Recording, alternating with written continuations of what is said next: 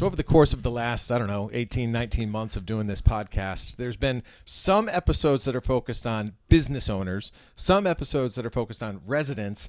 This one's kind of a half and half. Welcome to Randy Hatch. How are you? Great, Tom. Thank you for having me. Of course. And there's a lot of things we're going to get into, and people will fully understand exactly why we're having this conversation as the conversation evolves. But you are the owner and operator of RJ Hatch Electrical Contracting. Did I say that right? You did. It's a lot. Yeah. Well, no, it's good. But for those of you who are residents of Westwood, you probably are familiar with Randy's house, because as we approach the holiday season, Randy's house is one of those go-to houses that you have to drive by because it is lit up to the hilt. And it made all the sense in the world, Randy, when I found out that you were an electrician, because it probably takes an electrician to do that. So I'm going to ask you about your business. I'm going to ask you about your association with Lessons from Leaders last year. But I want to start with asking you about how this all started, because as the holidays approach, you're already, I see, we're Halloween recording this right now. I see some lights already up there on the house. So how did this all get going, and where's your passion for this? It started back at my mom's house about 1983. We outlined it, and it just kept growing from there. So, and then I finally got my own house that gave me the freedom to buy everything that Home Depot sold. So now, when I see houses like yours, and there's some others around town who do similar things for different holidays. Like there are people who really get into Halloween, and you drive through the neighborhood and you can see all kinds of Halloween decorations. So my question always is, where do they put that stuff when they're not using it? Well, believe it or not, I did do Halloween until one year a group of kids came through and destroyed everything I had. It was all up and down Briar Lane. So I decided against doing Halloween anymore. So back to the question of where you put it, like when it's not being every used, nook and cranny I have. pretty much you just jam it in. Do you know how many lights you have when it's all said and done? It's somewhere around 75,000. That is give or take crazy. What's the feedback you get? Because number one, cars slow down, but generally speaking, I want to hear firsthand what people tell you about their experience. Tonight is actually the big feedback night, because the little kids that come by, they're like, "Mr. Hatch, are you putting the lights up again?" And then when they see it already started, they're like, "We can't wait to come by." And we have many people coming by, during the process, asking if it's going to be lit up that night, even though it's not completed. So, but you consistently add stuff too, because even I, who've been here for 10 years, I make sure I drive down Briar Lane and check out your house. And there are things every year you seem to add to the mix. So is it, it's kind of a hobby where, almost like a trading card collector, you're adding to the collection every year. Is there like a little secret society of people who know like what the hot thing is that year?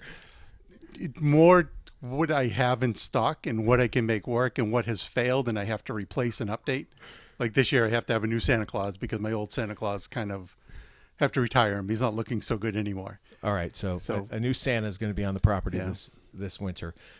It is at a point, I would guess, dangerous, because you do go all the way up to the roof.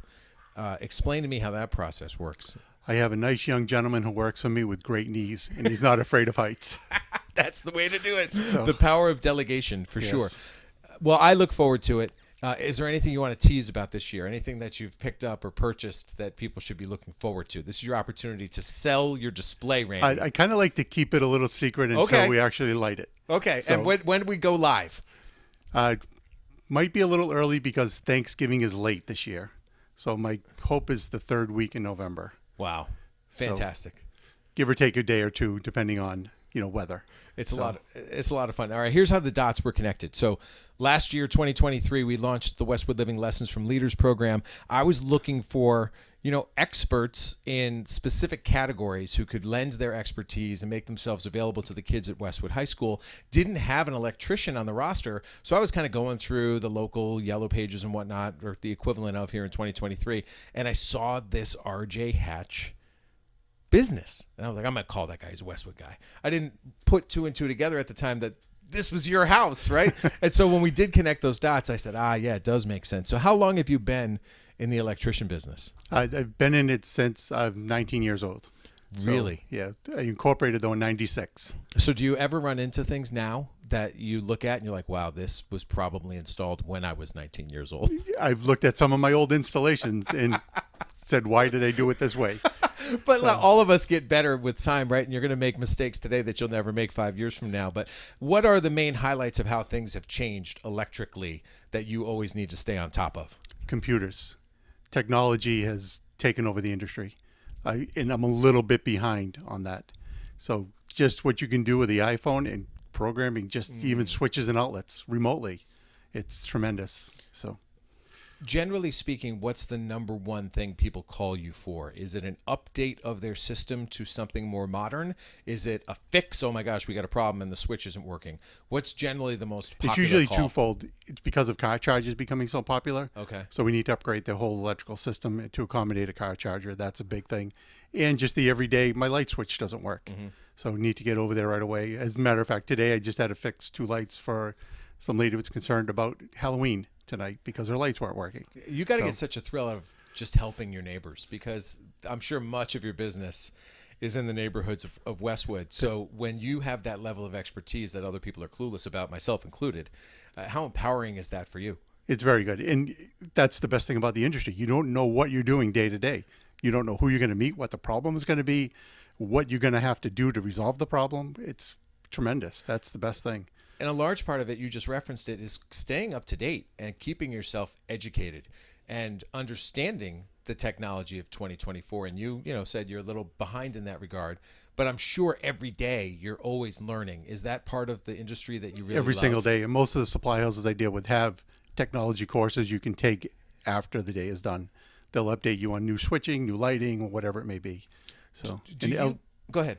No, and LEDs have taken over the industry. Yeah. If it wasn't for the LEDs on my Christmas lights, I would have to power up a new generator because it commands so much power. Yeah, when you think about LEDs, even Fenway Park is lit with Oh, it's LED tremendous lights. the way they can turn the color and turn them off on a home run and on immediately. That was never possible. Never possible, because the lights always had to ramp up.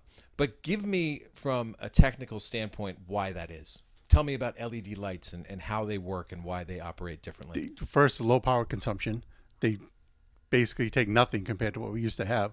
And the diode in there is immediately lit. As soon as you give it power, it comes up to full brightness due to the transformer that's built into it as well. And you can also color change. So you buy a fixture, you can change light output and color of it with a couple of toggle switches. Amazing. So it's transformed the world, but it's also transformed your display here on Briar Lane. So last year you did sign up, and thank you for your support of the Lessons from Leaders program. You came to one of our events. You did interact with kids. One of the things you said to me is we need to get more young kids aware of this industry and how it could be beneficial to them as a career. That seems to be part of the challenge generationally. Guys like you who've been doing it for so many years, trying to get new recruits into the business. So what's your pitch to a young kid, and how do you try to engage them to get them interested in what you're doing, not just technologically, but also as a possible career for them? That night that I was so graciously invited to, the biggest thing I hopped on was the money that can be made. A journeyman electrician approaches $100,000 a year, pretty much right out of the gate. So that being said, you don't incur any college costs. You're working right away. You're immediately making at least 50 to start. So that seemed to pique the kids' interest.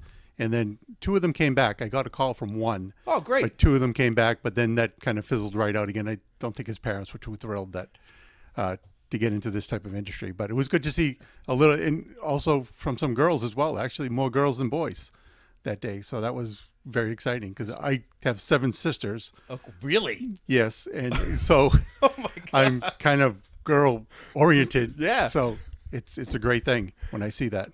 So What type of opportunities does your company or other companies like yours make available to kids? And are you working primarily with, the trade schools who are already training these kids? How do you try to recruit the next generation? the trade schools are great. I actually have one young gentleman right now that came from Blue Hills. He's tremendous. They do a great job at training them.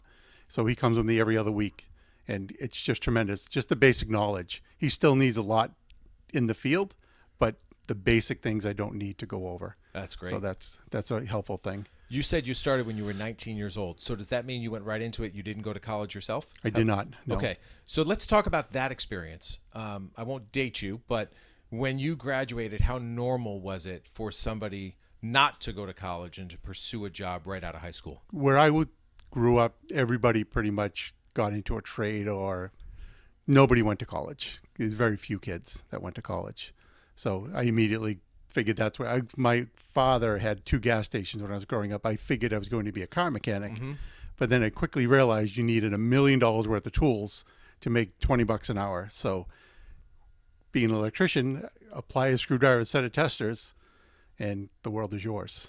So I love it. I think it's a great option for kids who are good with their hands, kids who can think in a different way intuitively. You know, they can understand the way systems work. Were you kind of like that? Were you a person who was, well, you said you worked at the Yes. garage, so were you always kind of good with your you hands? love guy? to play with everything. Yeah. Yes. Were you Yeah. good with Legos? Like, does it go back Legos, to when you were a well, kid? with the little log cabin, Oh, yeah. you know, which I cannot remember for the life of me, what the name of that toy was. But anyways, yes. Lincoln Logs. Lincoln Logs. That's it. Yes, I had Lincoln Logs. Yeah. So that was a great thing to be able to build that. So if you're a parent who's listening to this and you have a kid and you're wondering, what's the next step for that kid, I would highly encourage that you have your child or even yourself reach out to somebody in the trades, whether it's Randy who's an electrician or whether it's somebody who's a plumber or somebody who's a contractor, really, involved in construction. There is no age that's too early for a kid to just at least shadow, right? Just go around for a Absolutely. day and see what it's like, see what the business is. Now, you're probably on call a lot. I mean, you probably get calls. I'm sure at some point in your life you were sitting down at Thanksgiving dinner and you got the phone ringing and somebody needed your help, right? Being my own business, I don't have an off time. Yeah, but you do, in essence, control your schedule that you're not going 9 to 5 Monday to Friday unless you're fully booked. Right. So you can control when you hope to have a day off, but there will always be emergencies. There's always something. But that's why there's a premium on the price, right? That's why there's an opportunity for a career because you are so specialized in your knowledge that you bring that level of expertise to everything you do. You're a valuable resource. It's a great asset, to have, right? And that leads me back to the other thing. You never know what's going to happen day to day. So I could get a call. I had a great one the other day. A doctor's office I take care of, their emergency power backup failed in the middle of an operation. So that was drop everything and get over there and see what's going on. And that turned into a great little project to update everything. Can you describe, I'm sure you remember, your biggest challenge? You looked at something, you're like, oh, wow, this is going to be something. Heights. I'm not big on heights anymore. So we have a parking lot that's coming up, and we probably need a 60 to an 80-foot lift to get up there. And I'm not very thrilled. And I'm sure it's that you're going around the whole thing, so it's you're up high for a long time. It's not just like you're shooting up for. No, you're up there minutes. for a couple hours. Oh yeah, I can understand if you're not a heights guy why that might bother you. Oh, that's crazy. But other than that, I mean, we've had a lot of opportunities with live power. Whatever. Some of that can shake you up a bit. Now, one of the other connections here with Randy, which was fun for me, is that you knew me from TV. Right. So yes. I'm looking over here in this room and it makes all the sense in the world. You're a sports fan. I mean, your wall is littered with Boston sports jerseys. You have Phil Esposito. You got Ray Bork up there. Who else you got hanging on the wall? Tim Wakefield, of course. Yep. Koji was my favorite pitcher with that crazy pitch that he had. I actually have a fully signed 2003 or 4 football helmet with Tom Brady and Bill Belichick in his printing. Yeah, hang on to that. Yeah, and also a Michael Jordan jersey. Really? An original, game worn. Bulls or Carolina? Bulls. Wow. Yeah, so you got your little museum over there, and that room looks sweet. And it's funny because you're like, I told you I watched you, so that's where you used to watch the Sports Update, huh? Yeah. It was a great thing, Sunday nights. So well, listen, I'm going to miss it. I will still watch Butch because I still love Butch, but I do miss being involved day to day in the sports world. But I got to be honest with you, Randy, I really do like this better. I think seems like a lot of fun. Getting to meet people like you across so many different industries. I've learned more than I ever would have learned had this not happened in my life. And you really feel like you're helping people, even if no one's heard of you and they listen to this podcast, like, he sounds like a nice guy. You're like, it may be another phone call. It right. may You be never know. A new business. And you're doing the right thing by just sort of branching out. And for me, it's the perfect time because to be able to, no pun intended, shed some light. Literally. on this great display. And again, I'll wrap it up this way. If you have not driven down Briar Lane here in Westwood during the holiday season, you got to check it out because you're going to drive by like 3 miles an hour. Just slow down. You may even want to stop in front of the house because there's always something new. There's always something different. But it's, to me, one of the signatures of town. And I hope you feel that when you get that type of feedback. No, there's nothing better for me than coming home at 4 o'clock and my lights are on. So it's better than green grass. So we all have our passions, and obviously lighting is Randy Hatch's passion. So I appreciate you joining me here. Thanks for letting us tell your story, not only on the podcast, but also in the December issue of Westwood Living, and can't wait to see it when it goes up. I'll be here probably Thanksgiving weekend and check it out. Couldn't wait. That is Randy Hatch from RJ Hatch Electrical Contracting. That's the official name of the business. And as always, if you've got someone else you'd like me to have a conversation with, just reach out, send me an email, tleiden@bestversionmedia.com. I'll find that person, have a conversation with him or her, record it, and then share it with you right here on the podcast network. But for now, from Randy's dining room table on this Halloween afternoon, this is Tom Leyden saying so long and thanks for listening.